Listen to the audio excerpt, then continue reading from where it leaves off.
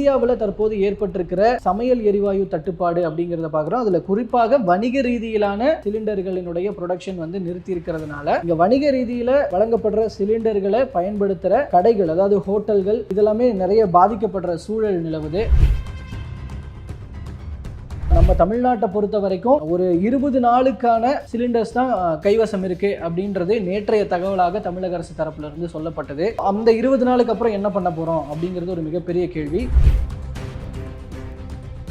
இதில் இந்தியாவில் பல இடங்களில் பெங்களூர் மாதிரியான முக்கிய நகரங்கள்லேயே பெரும்பாலான ஹோட்டல்ஸ் மூடப்படுகிற சூழல் நிலவி இருக்கு. தமிழ்நாட்டை பொறுத்த வரைக்கும் நிறைய இடங்களில் ஒரு ஃபர்ஸ்ட் ஸ்டெப்பாக வந்து மெனுவை குறைச்சிருக்கிறாங்க. நிறைய ஹோட்டல்ஸில் டீ காஃபி ரத்து பண்ணப்பட்டிருக்கு.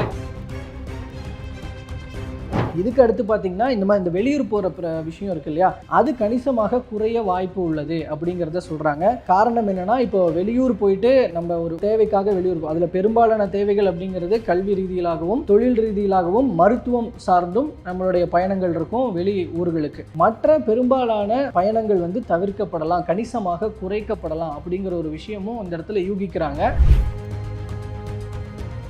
இந்த மாதிரியான பிரச்சனைகள்னால வணிக மற்றும் பொருளாதார பாதிப்புகள் இந்தியா முழுக்க ஏற்பட வாய்ப்பு இருக்கிறது, ஏற்பட ஆரம்பிச்சிருக்கு அப்படிங்கிறதையும் நம்ம இந்த இடத்துல பார்க்க வேண்டியிருக்கு.